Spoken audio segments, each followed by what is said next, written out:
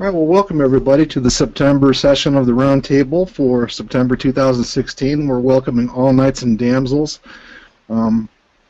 Kim Butcher is joining us here tonight, coming back with another repeat selection of Novo and Nordisk. Also joined by Ken Kavula, Hugh McManus, and my name is Mark Robertson. And if you have any questions or want to follow up on anything, you can use my email address there, markr@manifestinvesting.com. And then we also have Natalie Kavula serves as a reminder. She sends out reminder emails. She's not going to inundate you with emails, but does send out some reminders. And if you or a friend want to be reminded, nkavula1@comcast.net. So let's go ahead and get underway.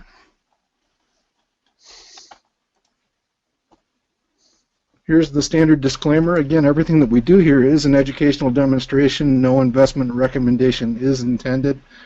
We use real stocks in real time, but for illustrative purposes that are intended to demonstrate the philosophies and methods of the National Association of Investors and Better Investing, and as interpreted by Manifest Investing.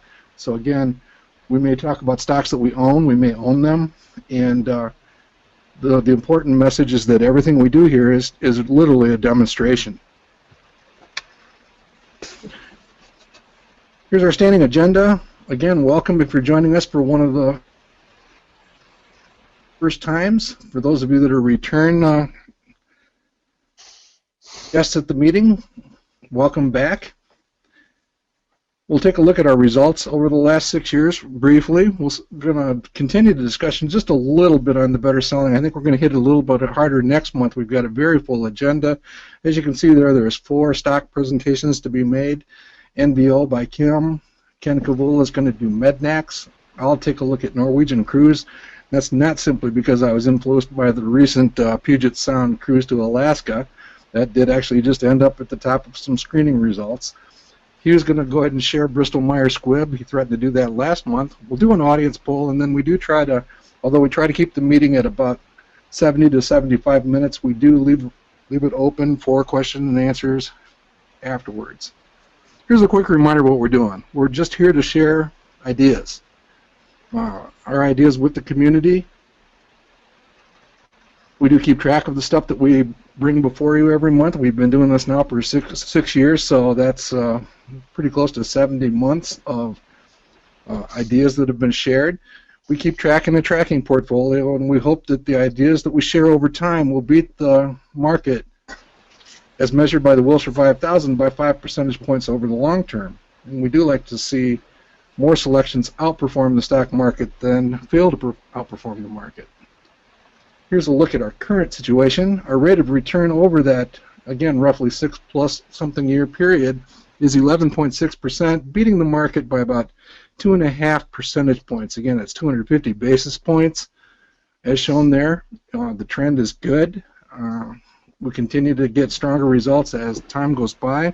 Over half of our selections have outperformed the market from the time of the decisions made, the selections, and fairly decent performance over the long term. Our long-term objective, again, is inspired by the Modern Investment Club movement. It's represented by that dotted red line. We'd like to beat the market by 5 percentage points, but again, we also acknowledge the fact that it's extremely rare that that happens. You can look at all kinds of institutional portfolios. Very rarely will you see an institutional portfolio hit that 5% level. Again, anything in that 2, 3, 4% range is exceptional. And most institutional portfolios end up in the -2 to -3% range, so that literally is our objective, to aim for that and hope for the best. Any comments or questions on that, Ken? No, except that I'm glad to see that our outperformance accuracy has risen above 50% now. That's always a good sign. That means that more than half of the stocks we chose are in that outperform the market scenario, and that's just a really heartening thing to know that we're doing a better than dartboard chance, and since I would guess in the stock market it's not a 50-50 blend between outperform and underperform, we probably are doing better than a dartboard would do. Mm-hmm. When we look at the Motley Fool, for example, does their caps program at fool.com, the number is closer to 35 or 40% for outperformance accuracy. Now, some of the people who do very well do get up in 60, 80, 90% range. Some even a little bit higher than that. But again, the average result is down around 35 or 40%. So you're right, Ken. It's a jungle out there for most average investors, especially when they're chasing hot stock tips. Let's go ahead and press on. Let's take a quick look at the companies that have the largest influence on the tracking portfolio. And now these are the top 20. Some of these have been chosen multiple times. For example, Cognizant Technology has been chosen 12 times. Every time it's chosen, we invest $1,000 into it, whether it's picked by a guest damsel or one of the knights or the audience. Whenever that vote is made or selection is made, we put $1,000 into it. So $12,000 invested into Cognizant has become $16,800. You can actually go and look at a legend at that public link at the top of the page. You can see every selection that's ever been made that is currently still active in the portfolio, and see how many times. There's a legend right there that tells you how many. For example, Apple, I believe, has been selected 8 times. 8 times has become $12,590 in the case of Apple. So from top to bottom, there's some household names. There's some names on there that are a little bit more obscure. The ones with asterisks are companies that are not in the Value Line 1700 Standard Edition. So you see that down the page at NIC, that's ticker symbol EGOV, E-G-O-V. And then a little bit further down, NetEase.com, ticker symbol NTES, and I know that's a favorite holding of Ken. Did you want to say a few words about NetEase and how kind it's been to you, Ken? NetEase is one of the largest holdings in one of our model investment clubs. We've purchased it, I don't know, maybe 8.5, 9 years ago. It's a Chinese gaming company.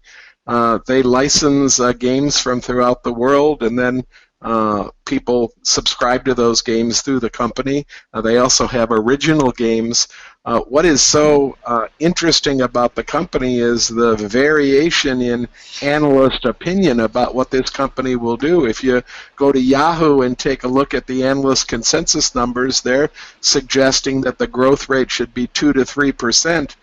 You compare that to the suggested growth rate from Morningstar at about 20%, and you begin to see why studying this stock takes a little bit of time, and you also have to hold on tight.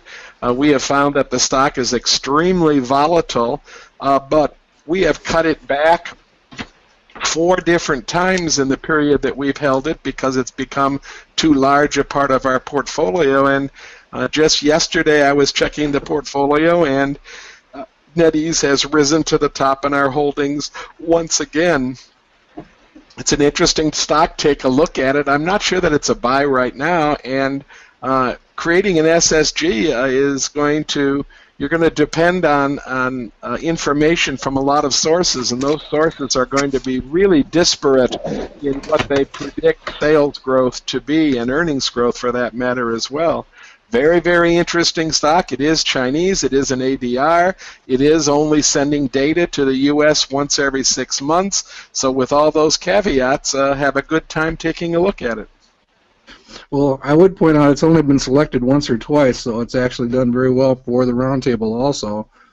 And again, a lot of household names on there. Mesa Labs I missed on the not in the standard edition. That's one of our favorite small companies, and we'll talk a little bit more about that later. Ken and I are in the middle of trying to dig up that list of best small companies as Halloween approaches this year. So again, let's drill in and take a closer look at what the portfolio looks like. This is kind of, we're going to just skim over this here tonight, but again, just to reinforce some of the stuff that we've been talking about over the last several months, is we don't think we should change a bit the existing selling guidelines, the ones that basically are you only sell when you need the money or if you can make the portfolio better. That's what point number 1 is, and it actually covers point number 2 also. If you need better quality either in the overall portfolio or if you have the quality of an individual stock degrading, it could be a reason to sell. We are talking about using relative return as a trigger for selling stocks probably in the first year of holding, and we're going to talk a little bit more about that probably next month. It's just the notion of, we've noticed that some companies just simply don't work out, and they kind of fall apart fairly rapidly, and they generally fall apart within the first few months of ownership, and it's kind of a concept that we think might add a couple of points of long-term percentage performance, and kind of excited about it.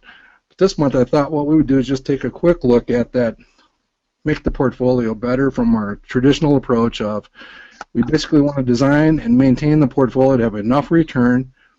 As you can see on the right, the projected average return of the portfolio is 9.9, so approximately 10%. The median return forecast, my par, at the top of the page is about 6%, 5.9%. We'd like to really stay about 5 percentage points above that, in that so-called sweet spot that you can see there, color-coded in green. We're a little bit short of that, so hopefully the stocks that we pick tonight will boost that a little bit, but over time we do want to be weeding and pruning the companies that do have the lower return forecasts also, in an effort to maintain that. Overall quality of the portfolio is pretty good. We can tolerate some lower quality companies, but at 85.8 that you see in the second slot there, that's pretty sufficient. We'd also like to constantly, continuously, persistently be on the lookout for higher growth companies to bring to the portfolio to keep that number at hopefully at 10, 11, maybe even as much as 12%. So somewhere in that 11%, give or take, range for the overall portfolio, and you can see we've slipped down a little bit to 9%. Companies that you see on the left have been ranked by their return forecast from lowest to highest. They're the 10 that have the lowest return forecasts in the portfolio right now. So I did go through and do a quick audit of expectations for those. Pushing to this page, those are those same 10 companies. A couple of the audits, for example, Ken was talking about NetEase. There's a real diverse spread, a wide spectrum of opinion on the growth rate. And a recent update actually kicked a little bit into the fair value forecast for NetEase also. So we actually got a little bit of a bump in that fair value. That kicked up the return a little bit. You can see none of these are now negative after a quick update today. But by the same token, none of these are exactly setting the world on fire either. The Morningstar price to fair value, which again is comparable to the methods that we use, don't suggest that any of these are screaming buys, certainly, and certainly they're in the hold range, if not trending towards the sell range. The other thing that we are looking at is things like ConocoPhillips, a little bit less traditional stock, a little bit more non-core, very high expectations for the next year. That might be a compelling reason just to, keep that in mind. But again, the update actually takes any of these out of the negative. None of them are anywhere near the buy zone, but any thoughts on what you see here from any of the three of you? Well, Mark, I learned a lesson with O'Reilly Automotive when we first began working with Manifest.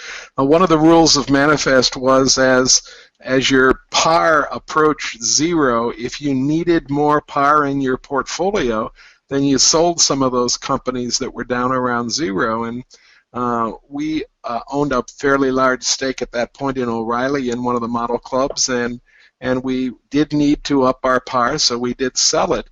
That was maybe 5.5, 6 years ago. It's been on our pounce list ever since, and we've never been able to get back into the stock. And meanwhile, it's more than doubled in that period of 5 or 6 years.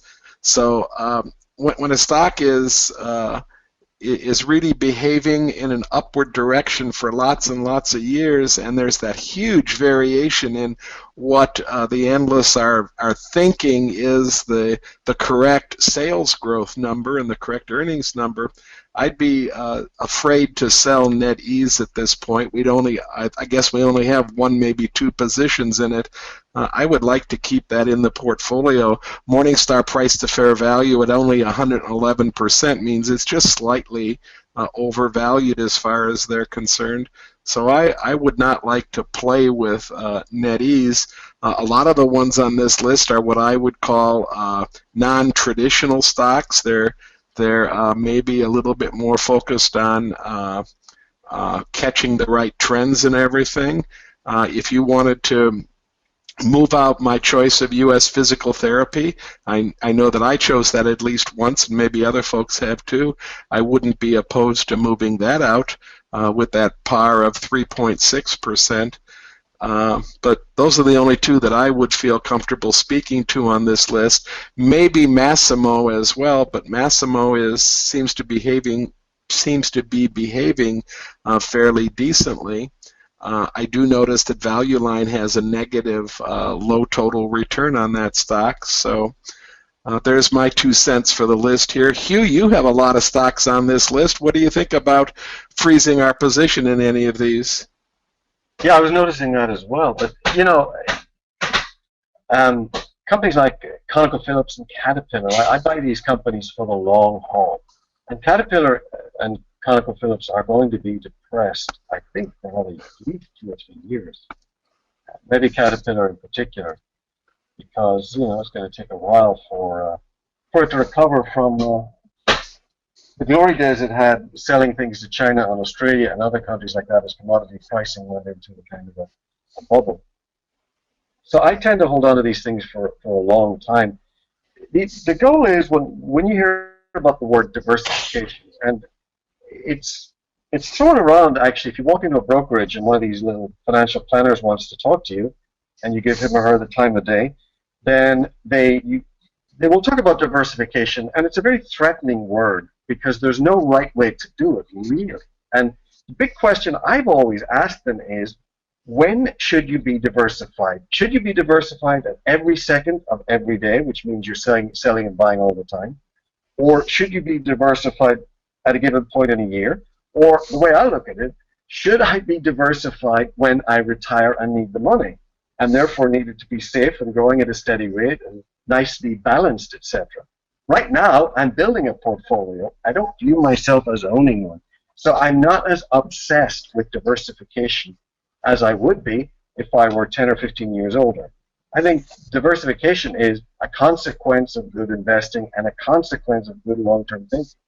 And I've often wondered why it needs necessarily to be an ongoing process when you're building a portfolio. Because you will want to put things in your portfolio which people don't like, because they will be out of favor and they will grow in the long term. And we look at some examples later on, we'll see Microsoft, which was grotesquely out of favor for a long time, but is doing quite well now. And I would say the same for ConocoPhillips and Caterpillar, and for that matter, maybe Intel. That's close to a high, actually. So I'm not too sure how successful its growth will be over the long haul. But Caterpillar and Conoco certainly will. So I would tend to hold on to them. Now, I don't think eBay may be mine. I can't recall. I know I was buying it at one point a few years ago. I didn't know if I added it here. But US Physical Therapy, ABB, Massimo, they're not mine at all. Or Schlumberger, Tyson for that matter, or NetEase. But I'm kind of with you, Ken, in that not only have I had seller's remorse, but now I have anticipated seller's remorse when I ever think about selling. You know, it's a very hard thing to shake. Well, I'm with you on everything I've heard so far. A very short question. Sorry about that. Oh no, not at all. I mean, in fact, I'd take it a step further. We recently did that analysis of David Gardner's Rule Breakers portfolio. It's been a couple months now, but he's got 60% technology, and just cranking out a 10% relative return to the market over 15 years, and I mean, certainly breaking all the diversification rules, at least with respect to sector. And again, one of the things that Ken and I like to point out when we make the presentations that the term sector diversification is not even in the handbook that Nicholson and O'Hara put together back in the 80s. So sometimes people get a little bit too preoccupied with that sort of stuff. I'm with Ken, though. I think U.S. physical therapy may have run its course a little bit, even though it's got a decent growth rate. And eBay, I think it would be worth taking a look at possibly replacing it with something like Mercado Libre. the Latin American eBay, perhaps next month. It just about made the list. It's been red hot. Ticker symbol MELI. It really has been red hot, and on a pullback, maybe we could make a move there. That's a stock that we've liked over the years. So anyhow, nothing's actually. One of our guest knights that originally put Tyson Foods in the portfolio, Herb Lemkohl, if you're reading the question pane, Mark, you'll see that Herb has put up a pretty lengthy post about the earnings call today from Tyson Foods, and the upshot of the whole paragraph is that he thinks it's something that we should not be moving out of the portfolio at this time. And you know, with a 5% par, that's only about 1% less than average. I agree that probably it doesn't need to be moved out at this point as well. I'm really intrigued by these ACE numbers, especially for Schlumberger and for ConocoPhillips. You know, the analyst consensus estimate for growth on ConocoPhillips is 35%, and for Schlumberger it's 25%. We have a comment from Carol Clemens, who lives down in the oil patch, that offshore drilling is probably going to be a year away before it starts the upward turn of the cycle. I think it would be a mistake to classify Schlumberger, however, as an offshore drilling company. I think that they provide materials to almost anybody drilling for oil almost anywhere in the world. Would somebody, do you think that's a correct characterization of that company? Oh yeah, anywhere that it's done, including offshore. Yeah. Yep. So again, Tyson is also a great case study. I think it falls into that category of companies we discussed in Indianapolis this weekend, where there are improving margins in a lot of food-related businesses, and I think Tyson is one of those. That the margins are ramping up and going higher than anybody thought. It's one of the reasons that Warren Buffett's been buying some of the Crafts and those type of companies. And sometimes you just have to admit that there's things going on that just simply are not accounted for yet. Some of these situations. So I would say table it for now, and let's take an aggressive look next month when we pull this out. I would tend to agree with that, Mark. And maybe we'll have a handful or a half dozen exciting small companies that we'll want to go for it with, too. Okay. All right. Let's go ahead and launch into the stock presentations. We can come back and talk more about that subject during the Q&A, but we'll get things kicked off. Kim presented Novo Nordisk last month, and she wants to repeat. She feels so strongly about it, and bring it back again this month. So take it away, Kim. Well, thank you, Mark. As many of you know, we hear from Ken very frequently of up, straight, and parallel, and you can see right here, Novo Nordisk is pretty much up, straight, and parallel. It's not a straight uphill by any means, but if you know, I want you to think back, how many of you in the audience know someone who is a type 2 diabetic, who got diagnosed in their 40s and 50s and ending up they are on an oral medication or on insulin, or even those type 1s who were diagnosed as a child?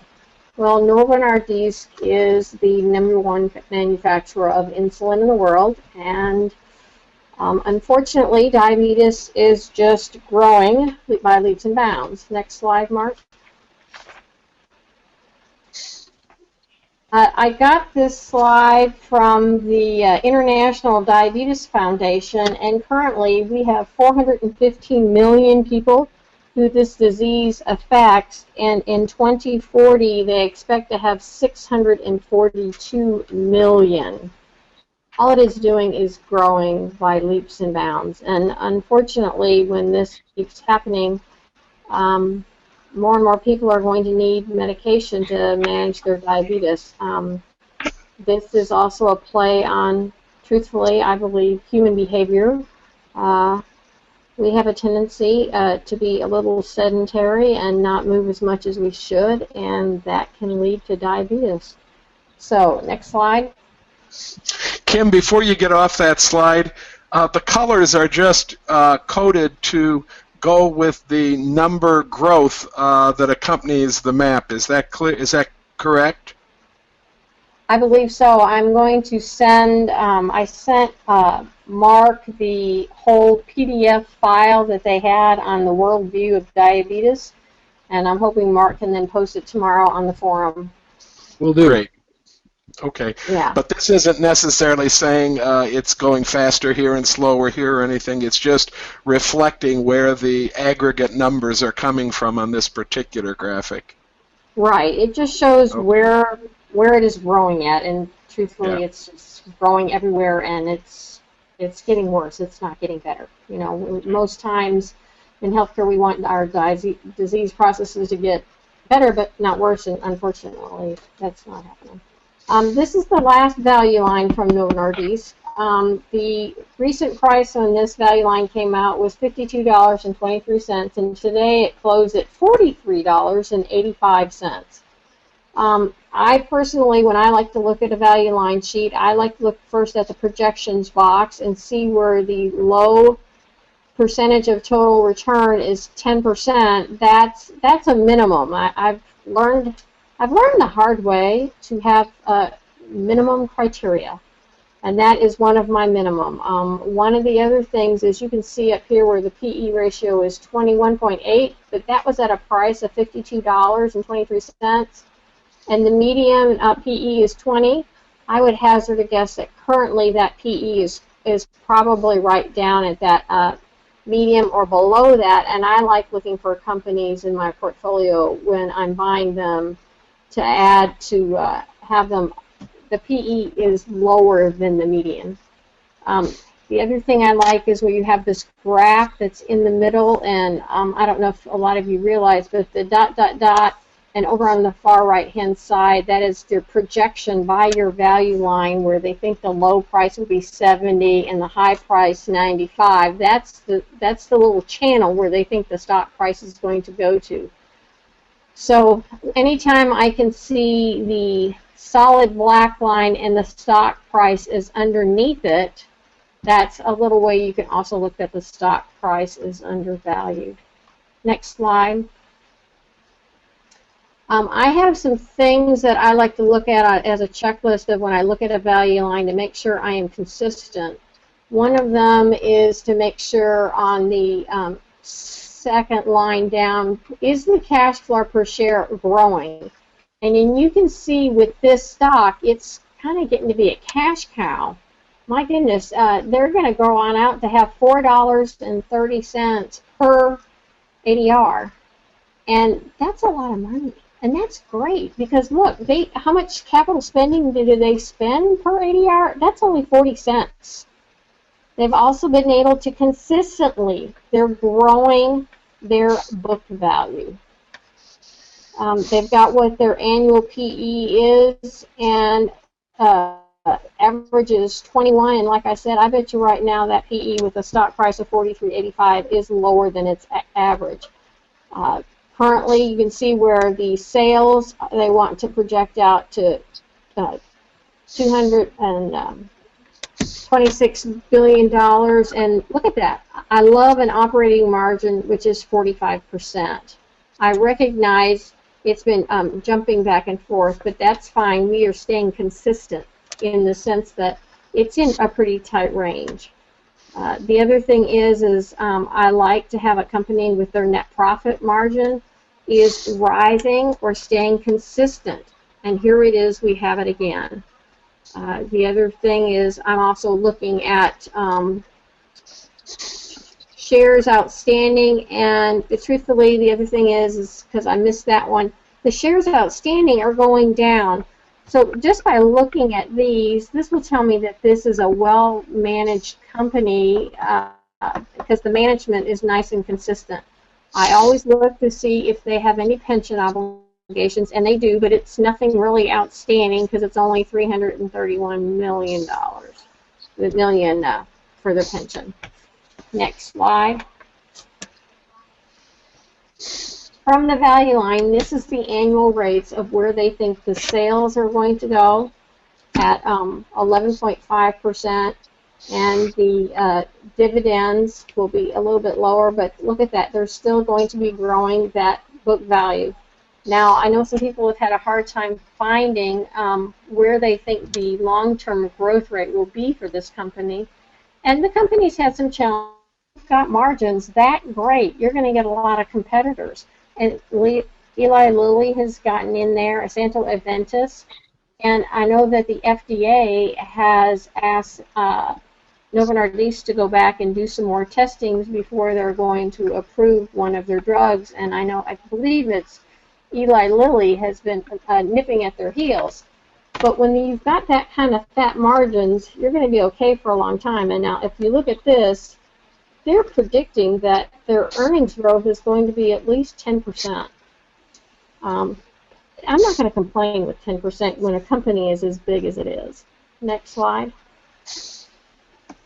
Here are the earnings forecast. If you want to do, because we always say here on Manifest, always do your own judgment on this. And so I found earnings forecast here. And one of the other things I like on my checklist, I always like to look at the financial strength. Each one of us in managing our portfolio, we want to make sure we've got management that's got who are great stewards of our capital. And at a financial strength of A++, I don't think you can get it much better than that. Next slide. This I picked off the Manifest website. They believe the potential annual return is 14.9. That's really close to our 15% to double every 5 years. The quality is outstanding because it's at 99%, and even the Motley Fool rating is at a 5-star. You've got everything that's good there when you're looking at overall. Next slide. As far as the drug stock in the top drug area, you've got Novo Nordisk number 1 at a par of 11.9 and quality of 99. In healthcare, it's number 2 behind Celgene. We have always been told that you want to have the best of the best in your portfolio, and I believe Novo Nordisk is. So that's why I'm presenting it again today as last month. You can see that I like personally having stocks within my portfolio that have international growth. You can see where the share of growth has been in the U.S., Europe, they're international, China, the Pacific. They're making money across the world. So it's just not one market that they're making money in, or one part of the world. Next slide.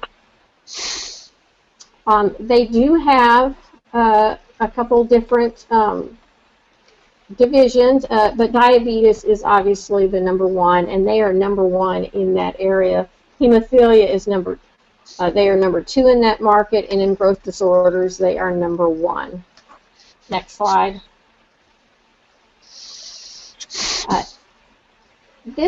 Unfortunately, the growing diabetes market is that it keeps on growing.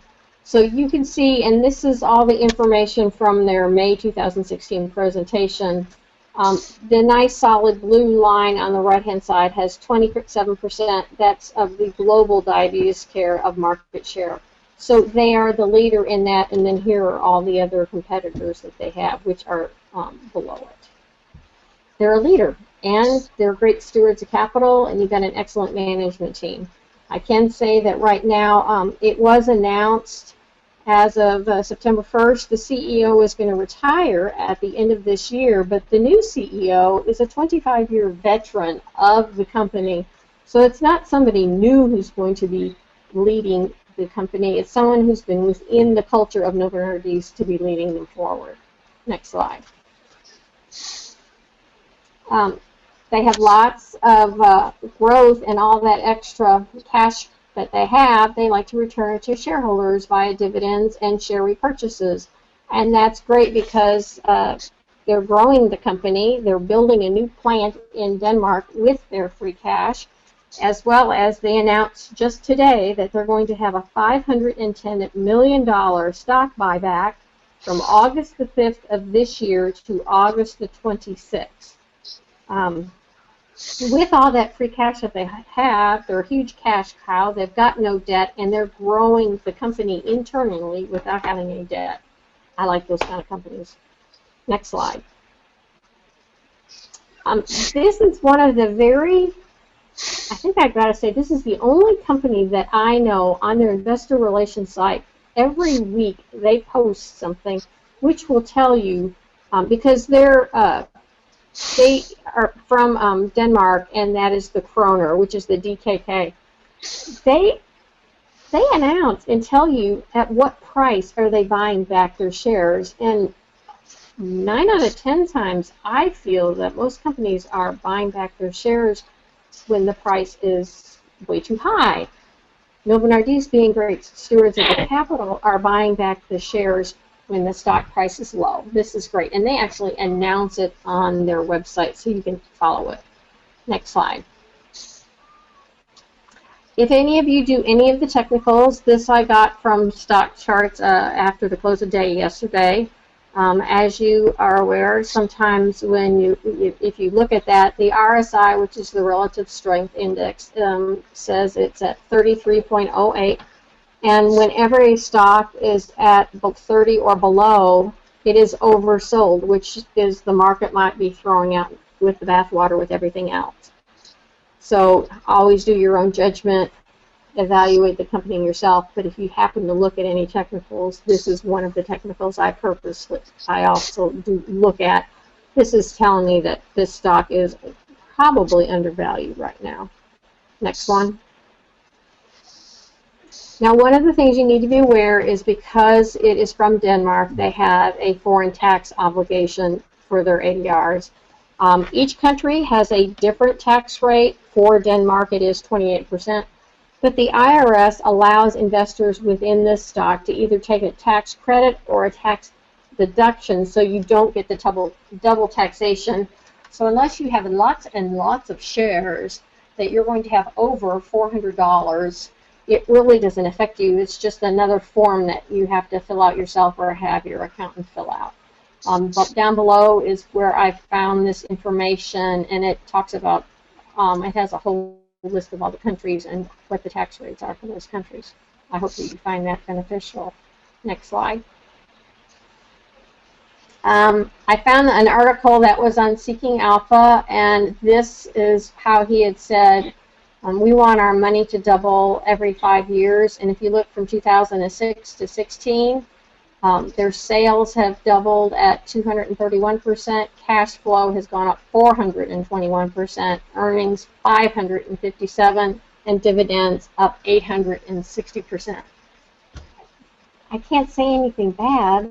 I think this is a well-run company. They reward the shareholder, you, if you just choose to own the stock, and this is one of those stocks that I have. I'll admit it's in my portfolio, and I don't worry about it. I just let it run its course because every stock will have a 52-week high, 52-week low.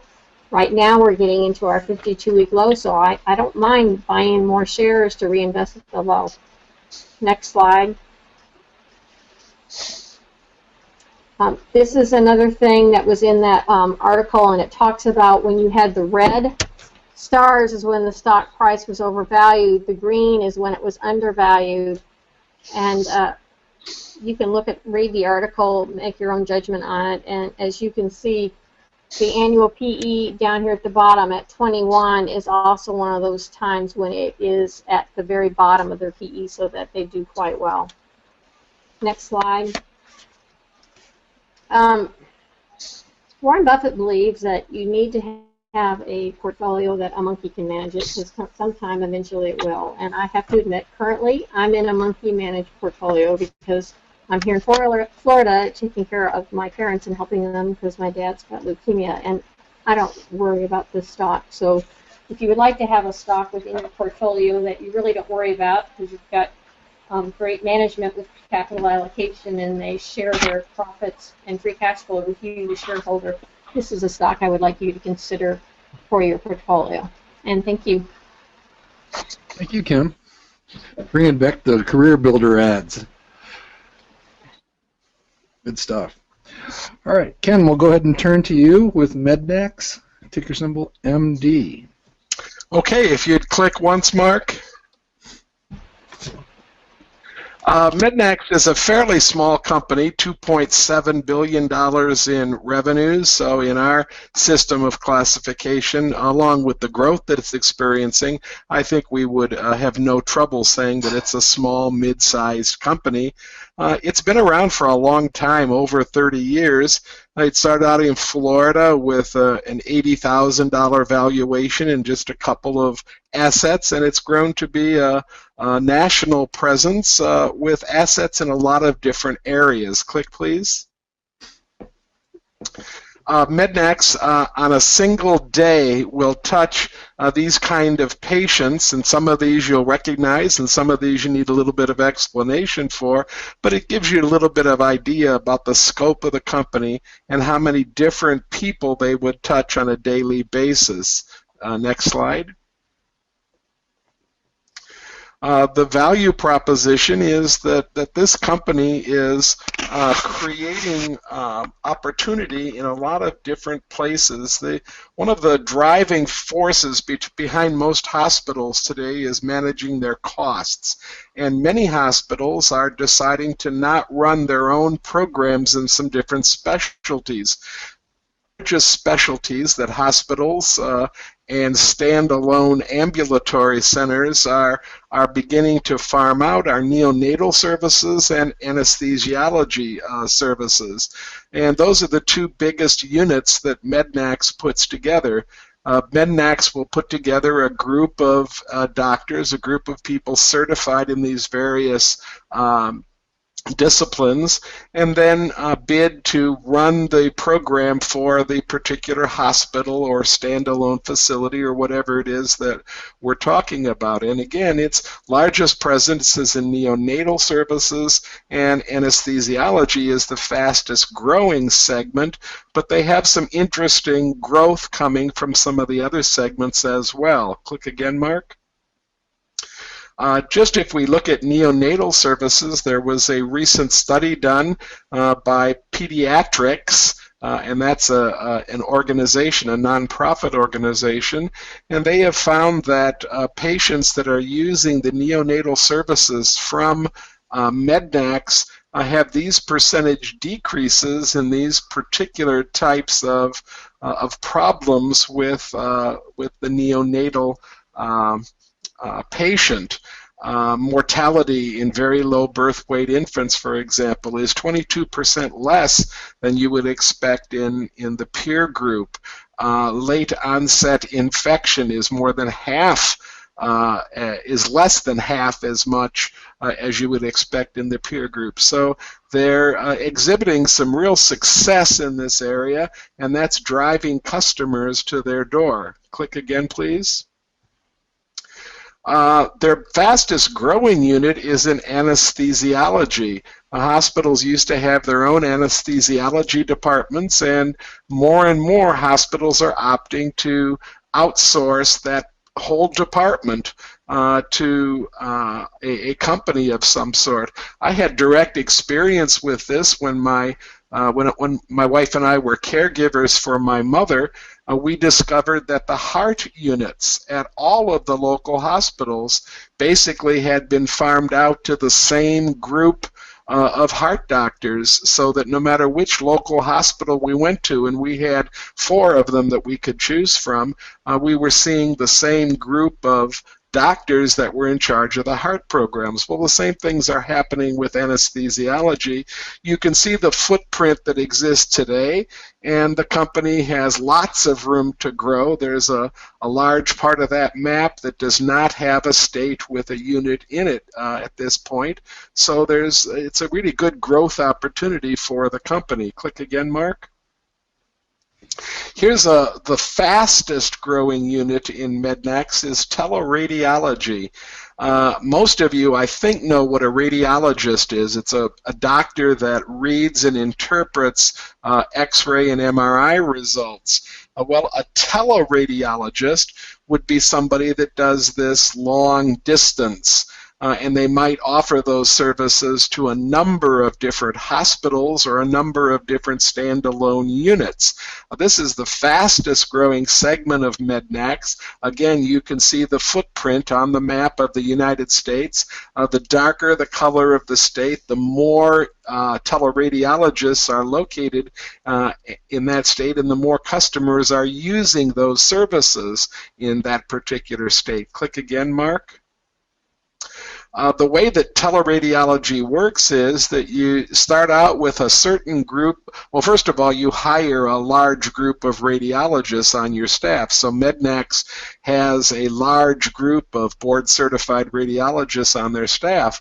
And when you get a set of, let's call it a set of x-rays, for example, when you get a set of x-rays in, the first thing you do is you do a kind of a coarse sieve, and you decide which of your radiologists are in the right field to deal with this problem. And then you can bring it down finer and finer and finer until you end up with radiologists that are specifically prepared in the exact field that the X-ray do, and that happen to be free to take on that particular case at that particular moment. I think they do a nice job with the words at the top of the slide. Getting the right study to the right physician at the right time saves lives. And hospitals evidently are agreeing with this strategy because more and more of them are opting for this teleradiology rather than employing radiologists themselves at their own facility. Click again, please. Mednax also deals with management services. Everybody understands that healthcare reform is creating much more complex reimbursement challenges for physicians, for standalone facilities, for hospitals, for anybody dealing with healthcare. There's more complex to figure out how you're going to get paid. Poor collection of patient balances is a big problem, is one of the biggest problems that we're facing today. That's a kind of a chilling statistic that 75% of patients are willing to pay, but only about 19% of them actually do.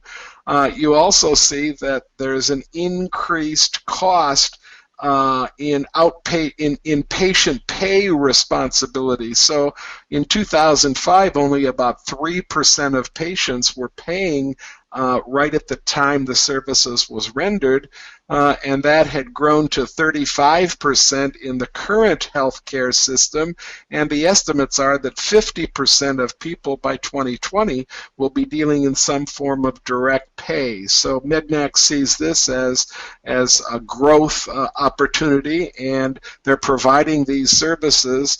It's called RCM, and I hate it when they use acronyms without telling me what it is, but that stands for Revenue Cycle Management, and what that basically means is just eventually getting your money, doing enough work to get your money to get the bill paid.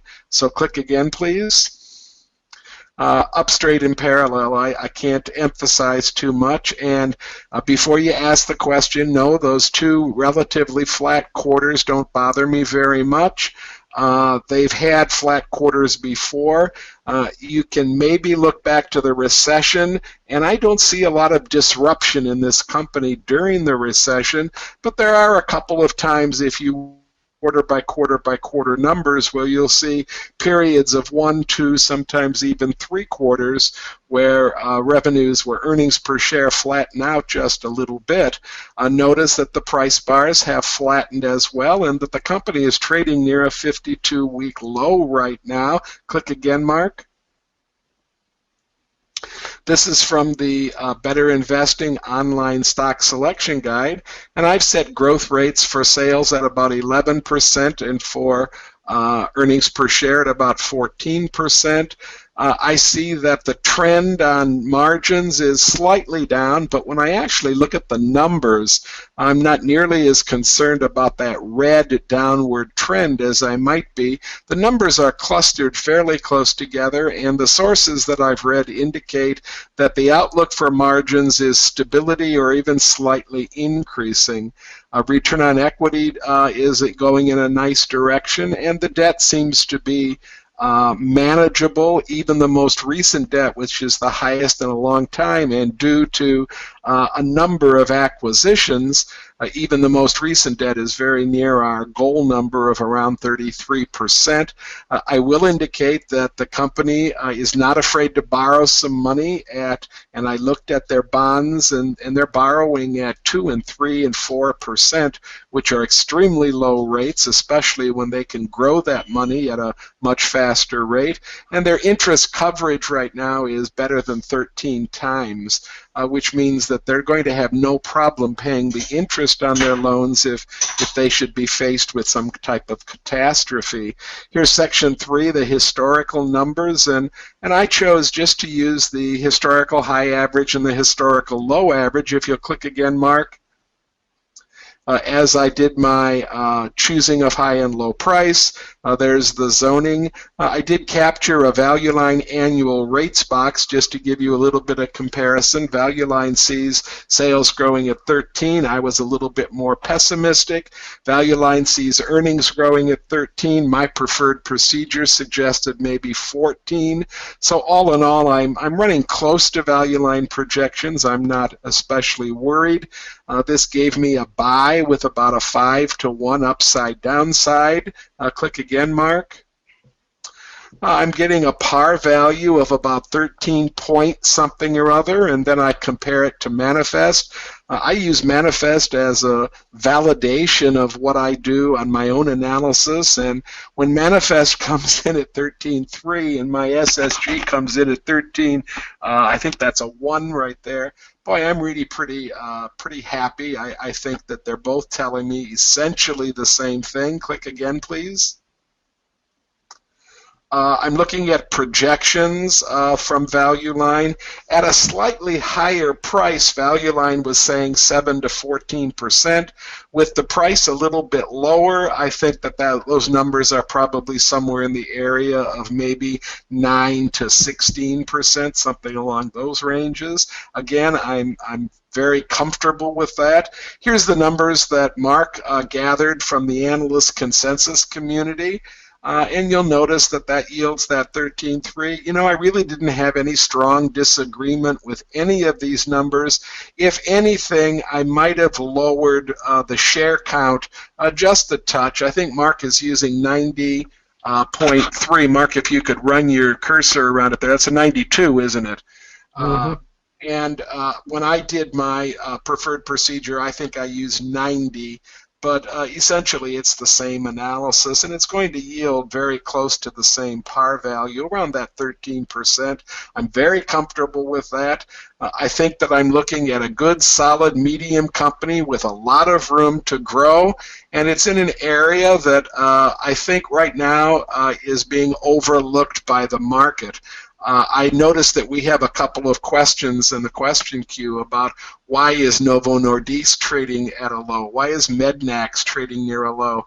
I just don't think that healthcare is a favored sector at the moment, and I think that healthcare, a lot of it is being beat up by the politicians, but I don't think that we're looking at two companies right here that, when it's all said and done, are going to get too involved in the whole political your price is too high argument, that type of thing. I like what this company does, and more importantly, I think it has a huge amount of room to grow. It seems to be doing a much better job of growing than any of its competitors, but I don't have time to get into that particular argument right now. I think I have one more slide, Mark, am I right? Yeah. I love it when Value Line concludes their analysis with a paragraph like this. You know, it's maybe 1 out of every 5 or 1 out of every 8 stocks concludes with this type of paragraph.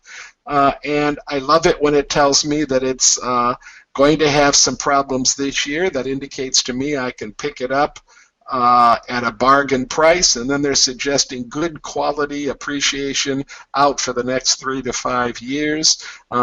They don't use the word good in a cavalier way. When they say good, they mean good.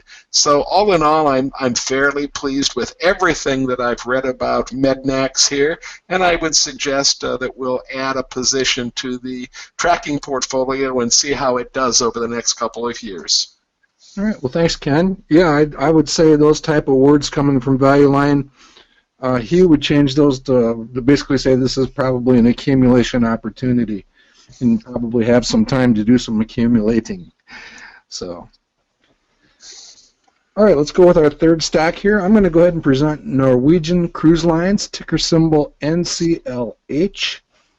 You can see that it's a company that does not have a particularly long track record by the visual analysis on the right, but I also want to point out that this is not simply because I was on a boat last week, and there's no extreme bias here. That they actually did end up at near the top of some screening results. You can see I've included all the estimates for the company. Back on August 5th, the company was trading closer to $42 a share. Couple months or almost 2 months later, you can see that it's trading down closer to 38. So it's actually had about a 10% hit. It's basically taken a pretty good hit on the heels of Brexit and just some concerns over the general nature of recreation and the recession that is continuing to be somewhat of a global recession over in Europe and much of the world. You can see that Value Line believes the company will grow at 15. I chose 11, with higher projected margins than I was willing to go to after taking a closer look at the company. In the bottom line, a little bit higher PE from me. The bottom line is still in a 20 to 23% range on projected return. They don't pay a dividend right now.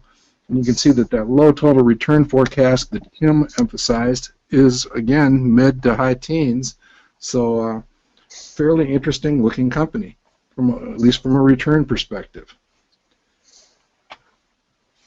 It's always fun to stack up and do a quick mini industry study. In this case, I just created a quick dashboard so that we could do a quick comparison between two of the more major players within the cruise industry, Royal Caribbean and Carnival Corporation, the two that you see here. You can see that they're a little bit larger and established. They have more mature growth rates. They probably don't have the same opportunities for geographic expansion and fleet expansion that Norwegian does on a relative basis. You can see PEs in the mid-teens for all of these companies, and fairly decent quality ratings across the board. But again, stacking up the return forecasts side by side, Royal Caribbean is compelling, even if challenged by some of the stuff that's going on right now. In Norwegian, it's quite significantly higher. The analysts have the growth rate even higher than I would be willing to go, and so the analyst consensus has it in the 20s. They're bringing out. They actually have done some renovation of some of the yachts, and they're putting together a fairly big fleet. And I find it kind of compelling that they are adding destinations like China. They're going to start Chinese cruises next year. And the photo inset at the bottom is Belize. They're looking at Cuban destinations, Belize, just some fairly interesting and compelling opportunities. That picture that you see there is actually one of the rooms on this, as it says right here, built as the most luxurious cruise ship ever built. Fairly fancy stuff, and they're seeing pretty good business.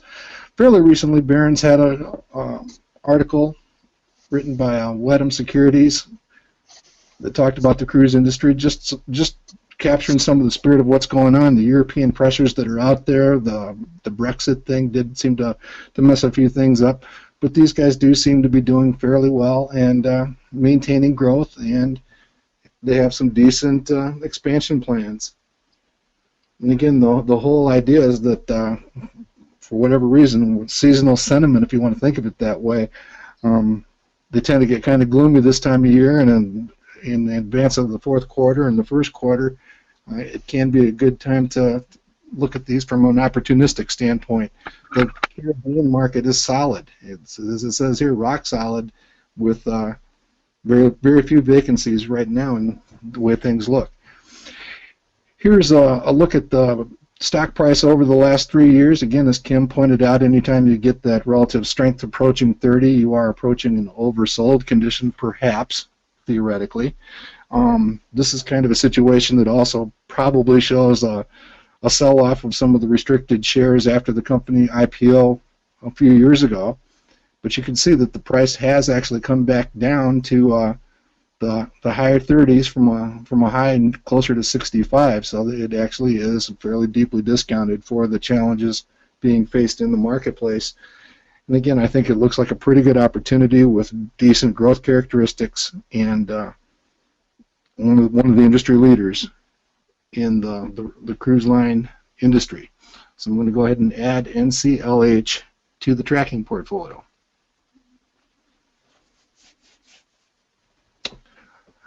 All right, let's go ahead and finish up the stock presentations. We finally found a picture of Hugh McManus where he doesn't have the green hat on, so we thought we'd share that with the audience. And in keeping with the cruise team, you can see he's standing there by the body of water. So let's hear from Hugh on Bristol Meyers Squibb. Hey, good evening, everyone. Hope everyone can hear me okay. Yeah, I liked the discussion earlier on diabetes, because it's scary, actually, how bad it is. And people think it's unique to the United States, but it is global, and in places that you wouldn't expect, such as Saudi Arabia and Malaysia, where it's significantly worse than here. And I blame refined sugar, but that's neither here nor there. But there's an extremely good book, if anyone's interested in it, called Fat Chance, by an endocrinologist based in San Francisco and practices in this area of obesity. But it's an excellent read. It involves a little bit of technical, because it goes through all of the processes in the body, and how sugar is metabolized in the different sources, and how it's a scourge of our diet. And cutting out refined sugar can have long-term and almost immediate health benefits for people who can do that. And of course, all pharmaceutical companies are in endocrinology to some extent, but to a significantly lesser extent is Bristol Meyers Squibb, which is the presentation here today. And I spent way too long trying to figure out why I couldn't list it, and then I found out that my membership in the organization had lapsed. I guess I didn't update the credit card, and maybe I didn't read all the emails. You get a lot of emails, but I mustn't have read the alert telling me that your membership had lapsed. It would have lapsed, well, not recently anyway. So I have to get that fixed. So apologies, I don't have an SSG in here. I didn't want to do one by hand, because I couldn't find the old charts that I used to have there in storage. I'm going to keep them. They're going to be worth a fortune one day. So let's move on to the next slide for Bristol Meyers Squibb. And I do the same methodology I always do. I look at companies that I'm interested in for various different reasons, and see how where the price is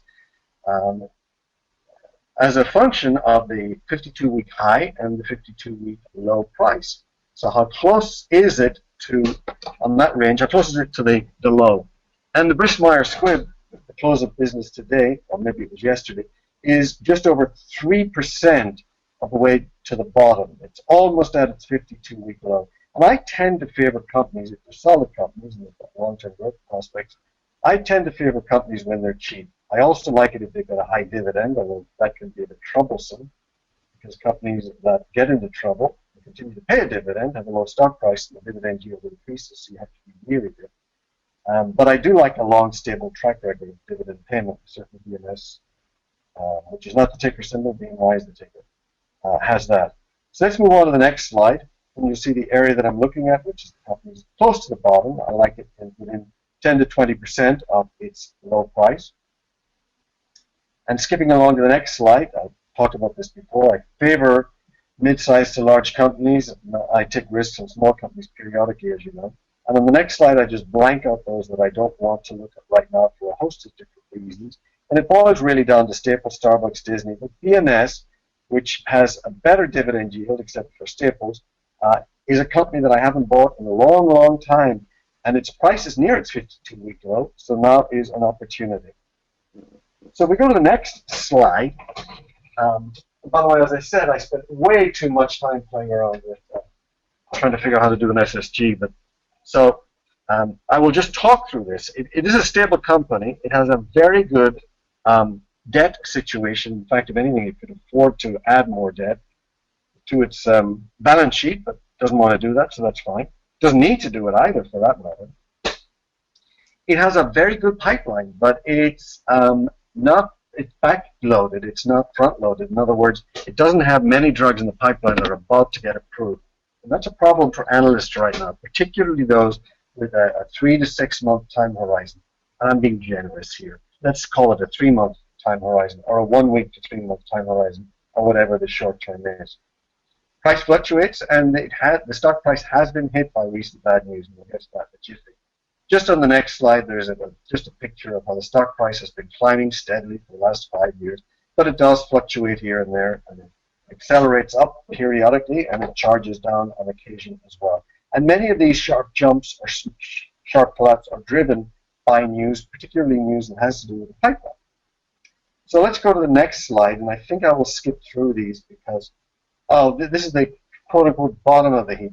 These are companies that are near their 52-week high, and FedEx always seems to be near a 52-week high. Amazon is doing spectacularly well, but there's a lot of solid companies here, and I talked about Microsoft earlier, which is now almost $60 a share.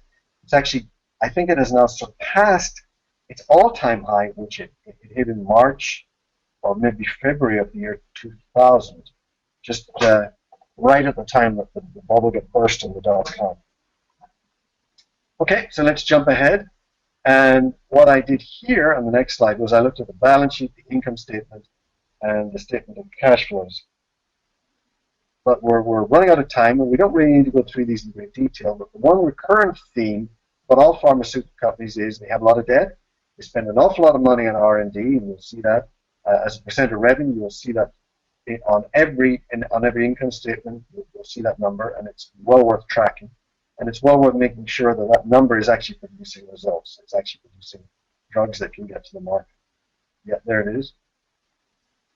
And because it's significant, it's a relevant number as a percent of revenue. You can see that 5.9 billion as opposed to revenues of 16.5. That's a huge chunk of change. It is reported, and sometimes they'll break it down into more details. And the next slide is the statement of cash flows, but I don't want to go in here. You see a lot of it's negative, not a bad thing necessarily. And the change in cash and cash equivalents for the last fiscal year that was reported is negative, and there are various reasons for that. You can see that there's activity in accounts receivable and some activities in investments. And pharmaceutical companies are particularly difficult to analyze. As was pointed out earlier, they have a lot of their business overseas, so there's a lot of different tax regimes. And many of them have their headquarters or significant activities in low-tax countries. They do a lot of things to minimize tax, including having their IP offshore in a Caribbean state, licensing it to a manufacturer in a low-tax environment, and then retaining as much of the workable profit that they can overseas to keep it away from the horrendously high 39% tax rate that we enjoy for corporations here in the United States. As you've heard many times in many articles, it used to be the lowest corporate tax in the world. Today, it's among, if not the highest. So let's skip along to the next slide. There are 6 main areas of research: cardiovascular, fibrotic disease, genetically defined diseases, immuno-oncology, which we hit there recently, immunoscience in general, and oncology.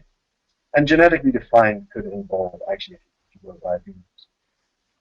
You go on the website, you see a really nice representation of its pipeline. And the pipeline represents the future, and therefore it represents what drives the stock price. It defines on the left what the compound does.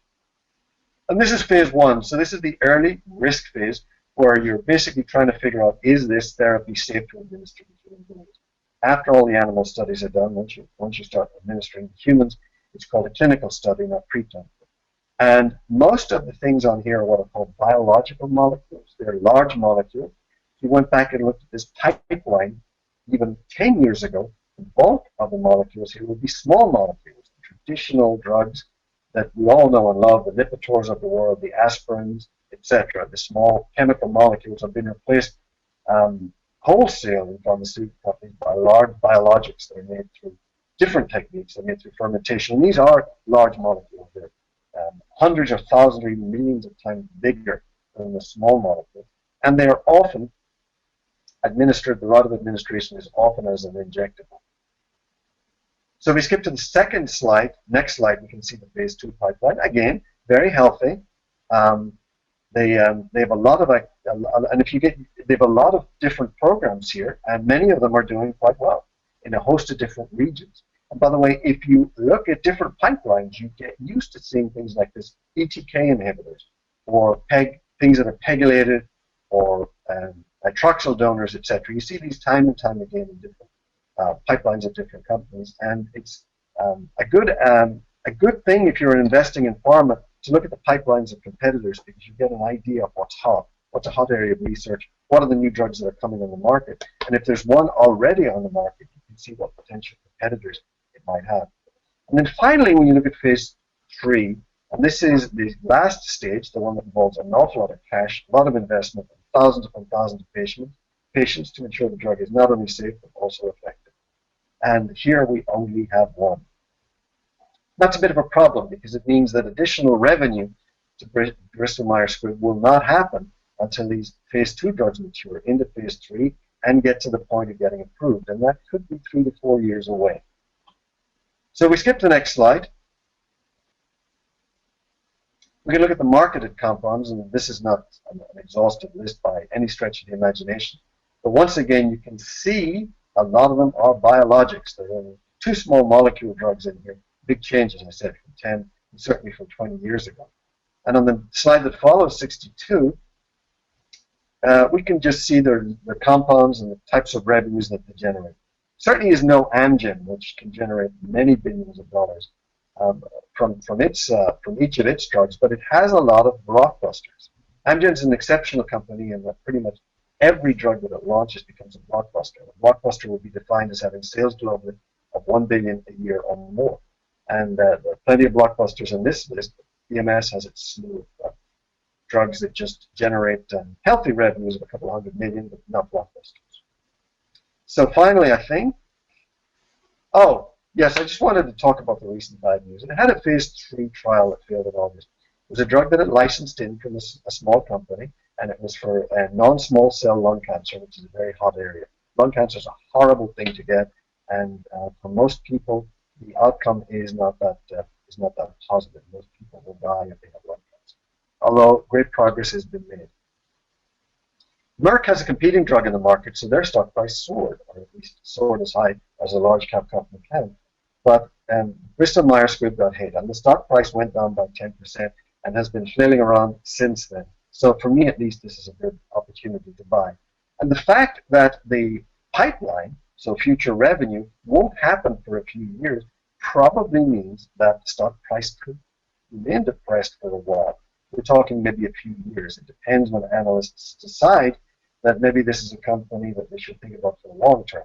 The long term then might be as long as a year, so they might jump on it. But the company will bounce back. It's a healthy company. It has a very healthy balance sheet. It has a very strong pipeline. It has excellent partnerships with small companies that increasingly do most of the research and development for pharma nowadays. It's just overall a good, solid pharmaceutical company. And for that reason, I think on the next slide, I'm picking Bristol Myers Squibb, ticker symbol BMY. So Thanks, Hugh. Well, thank you. We'll go ahead and add that to the tracking portfolio. And Ken, are you ready to run an audience poll? I think so, Mark. Here it comes. Let's launch it. There we go. Something that we often forget to do is to, even if you are new here, there's no, we don't know who you are or you know where you come from or whatever. You are invited to vote, especially if you like cruise ships. No, just kidding. I apologize for the I apologize for the equals in Bristol Meyers. That's just my own fat fingers doing that. So we encourage you to vote. We're up to about 70% of our audience voting. We'd like to get 85 or 90% if we could.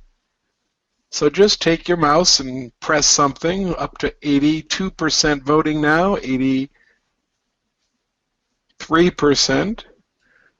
I'm going to kind of count to 10 backwards in my head, and then we'll shut this down right here.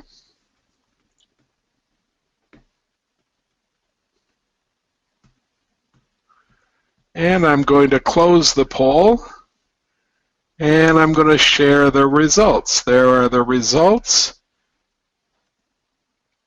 Those percentages are 52% for Novo Nordisk, 37% for Mednax, 6% for Norwegian Cruise Line, and 4% for Bristol Meyers. 1%, which is probably a single person, has decided that none of the above should be added to this portfolio. So we're going to, for the second month in a row, we're going to add a position in Novo Nordisk as well as an audience position in Novo Nordisk.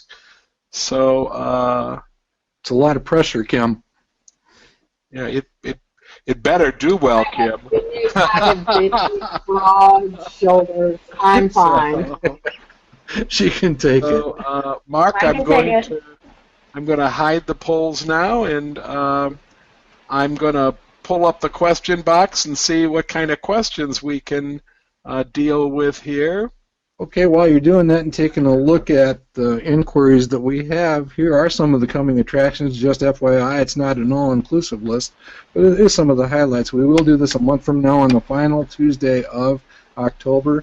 I'm virtually certain we'll all have small companies after combing the jungle for the small companies for the November feature of the newsletter. And Ken and I will be in Cincinnati, actually Dayton, kind of halfway in between the two, on Saturday, October 29th, and we will be out in Peoria for the Heart of Illinois chapter on November 12th. There's also, just short of Thanksgiving, a Mid-Michigan Stock Pickers Breakfast in Bay City, and we have a lot of fun with that one. I believe that's, what, the 12th annual, Ken? The 12th annual, right, and we're on the third Saturday in November up at the Doubletree Hotel in Bay City.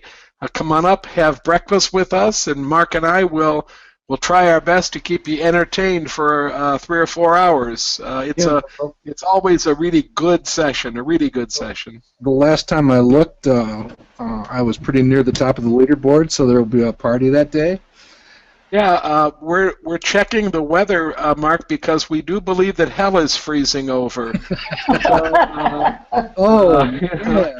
Tough. I think at the last breakfast, that's when we said that you would do well in one of our contests when that happened. So, and you are doing well in this contest. So we congratulate you. And like I said, we're checking the weather right now. Kim, I have a question for you from Christopher. He says, if everything is so positive for NVO, and it certainly looks impressive, why do you think the stock price has dropped so significantly since the Value Line report? Does the market know something that Value Line doesn't? I don't personally believe so. I just think because of the presidential election and because you've heard that the pricing power and what happened with Mylan and the EpiPen, I think truthfully, I really just think a lot of the pharmaceutical stocks are getting thrown out in the bathwater. And that's a benefit for you and I because we're going to make more money. Kim, you also have a question from William. He wants to know, do you know if one Novo Nordisk ADR is equal to 1 share of Novo Nordisk? It is. Thank you. We're getting a note from Marty from the OKI chapter, and Mark, he's correcting our location. He's saying that is still in the Cincinnati area on October 29th, and I think that if we've looked before, it's right near where the outer belt crosses I-75. And Marty, if I'm telling tales that are wrong, you can correct me, but it is closer to Cincinnati than it is to Dayton. There, I fixed it. Okay, Joe. Joe would like to know if you know why the value line projections have flattened for Novo Nordisk. I believe that they say in the next year it'll be flattened with how the market is because of the election, and they're building that brand new plant in Denmark. And then it's going to be going up because one of the other things is not Express Scripts has chosen not to approve one of Novo Nordisk's drugs. And this has happened in the past, and ultimately they do more testing and prove that one drug would be better than their competitors, and then it is approved. But currently there is, I can't remember which one it is, has not been approved by Express Scripts to be in their system to be as being number one. Thanks, Kim. Phil has a question about Mednax. He said it was doing phenomenal up to July, but has since plummeted. I haven't seen any reason. Phil, I think you need to get the value line sheet and read through it, and also get the S&P report if you can. Read both of those things. You'll get a little bit of insight into some of the short-term challenges for Mednax. And I think I mentioned at the beginning of the presentation that the last 2 quarters in earnings have been fairly flat, and that was not met by the market with great enthusiasm when the company reported earnings that were fairly flat. I did report that this is not unusual for this company, that if you get a long list of quarterly material and take a look at it, you'll see that this happens on a fairly regular basis, where it'll come out with 1, maybe even 2, occasionally 3 flat quarters, but then we'll assume its growth again with assume its growth on trend. So I would suggest you get a hold of a value line report and an S&P report. There is no report from Mednax from Morningstar, no analyst report. But if you read from S&P and from value line, I think you get a good exposure to what the near-term challenges happen to be. Kim, back to you. Go on. Was that Mark? Go on, Mark. Yeah. This is Mark. I was just going to make a point that this company is an acquiring company. They grow geographically by acquiring companies and bolting them on. And a company that does that is often subject to some disruptions and call them speed bumps. Anytime that the analyst or institutional investing community gets kind of skittish about that every once in a while, and that can explain a fairly short-term disruption in the stock price of a company like Mednax. Right, and don't think of Mednax as acquiring a building or a manufacturing facility. Rather, think of them as acquiring a group of physicians which they bring under their umbrella, and then which those physicians sell their services through Mednax, and they sell them nationwide. But they're not buying a lot of brick and mortar, but they're buying partnerships, if that helps a little bit in kind of visualizing what's going on. Kim, Janine says, here's a historical question for NVO. How much of its future funding is going to be paid by cost cutting? Are they going to have to do a lot of cost cutting going into the future that you know of? I don't believe so, because they're a cash cow. They generate enough cash to grow internally without taking on a lot of debt and paying out a dividend to shareholders. Thank Marty Eckerly from the OKI chapter, that's the Cincinnati group, says that their event is going to be on the 29th of October, and the location is 3 exits north of I-275. That's the Beltway, just off of I-75. So it is much closer to Cincinnati than it is to Dayton, And Marty says, go to the OKI website if you want specific instructions or if you'd like to register for the event.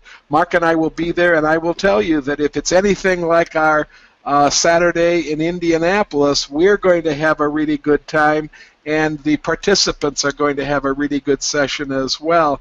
We had an exceptional day in Indianapolis last Saturday, and I just want to publicly thank, if any of you are out there in the audience, I just want to thank you for providing the hospitality. We just really, really enjoyed ourselves.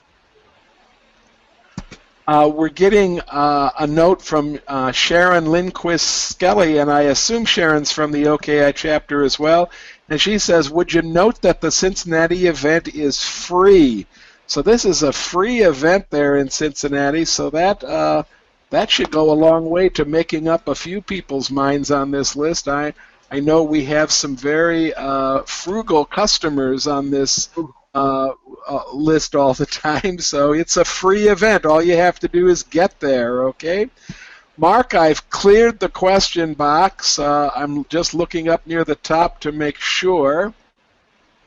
Don would like to know, Mark, this is for you. He says, I know this is a roundtable webinar, but are you going to run a TSP webinar in Manifest anytime soon, Mark?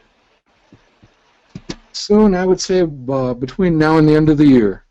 I've got some stuff to take care of, including Mr. Holbert, but between, I would target sometime around Thanksgiving, perhaps. Okay. Sharon is saying, where do we see these recordings? And Sharon, there's one of the easiest place to see them is to go to the Manifest Investing website, obviously. But in order to see these recordings on Manifest, you need to be a subscriber, and we'd like you to at least consider that. But if you're not a subscriber, we put all these recordings on a YouTube channel also, and it's called Manifest Roundtable. And there's there is a space between the word round and the word table. So if you go to that YouTube channel, Manifest Round Table, you will see recordings of almost all of the sessions that we've done, especially in the last 4 or 5 years. And we try to get them up there as quickly as we possibly can, but please remember that I'm a volunteer, and I get to things sometimes when I have the time away from family to get it done. So we're glad that you're interested, and we'll try our best to get those recordings up there as quickly as we possibly can. Mark, we're getting a lot of interest on a class on wizards at BINC this coming May. So we got to make that happen. We might have to bring the wizard game with us and offer a free class in the evening for anybody willing to learn how to play wizards at BINC, okay? Hey, that's what they do at the Motley Fool. Nice gaming night. Hey, here's something that we learned in Indianapolis that I think you guys will find most interesting. Those of you that are familiar with the changes that have happened recently at Yahoo Finance and how they've kind of moved stuff around and it's been kind of disruptive, and a lot of us are stuck in our old ways and prefer the things the way that they used to be. Mary Becker and Roger Browse convinced us that all you got to do is put a CA in front of it, and the Canadian Finance Yahoo site is unchanged. If you go to that, it's the same as ever. And for example, Novo Nordisk, as always, the ticker symbol used to be right up here. You look it up. There's your old format. If you want to look at analyst estimates, it looks exactly the same as it always has. Have no idea how long it's going to stay that way, but again, all you have to do is switch to the Canadian Yahoo Finance. And I know some of us have been in some agony trying to find information on Yahoo. They're getting better. We'll give them the benefit of a doubt as they really do seek to improve the site, but that disruption can be at least managed a little bit with Again, in the URL, it's just put CA dot in front of the word finance. Mark's highlighted it up there. Put CA dot in front of finance.yahoo.com, and you'll go to the Canadian site. We also noticed that it operates faster, doesn't it, Mark? Or it seems to operate a lot faster. Probably a lot less traffic, and if you want to go and read headlines on Novo, here you go. and just look at how much faster it runs than the other site. Let's hope that they continue to make improvements and things get better. But I wouldn't mind if they forgot about improving the Canadian site for a while to come. Mark, we're getting a note from Carla. Carla, I do have your note about Mark and I coming to Minnesota. I will try to give you an email or a phone call in the next 3 or 4 days, but we have been doing an awful lot of traveling. We'll try to get with you in person and talk to you about a possible date and some possible appearances. Thanks a lot, folks. We really appreciate you attending. Mark, I've cleared the questions. Hugh, a great big thank you to you as usual.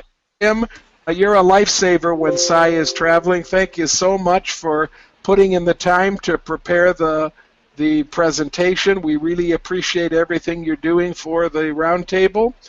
Mark, as usual, I couldn't do this all alone, and I just can't thank you enough for your help on this thing that we do here. So with that being said, if there's nothing else from the rest of the knights or the damsels, I'm going to say good night to everybody and close everything down. Mark, you got any last comments? Thanks, Ken, and we look forward to seeing you guys as we roam around the countryside. Good night, all. Good night, everybody. Send us your small company ideas. They come in every day now. Bye-bye, folks. Bye. Bye.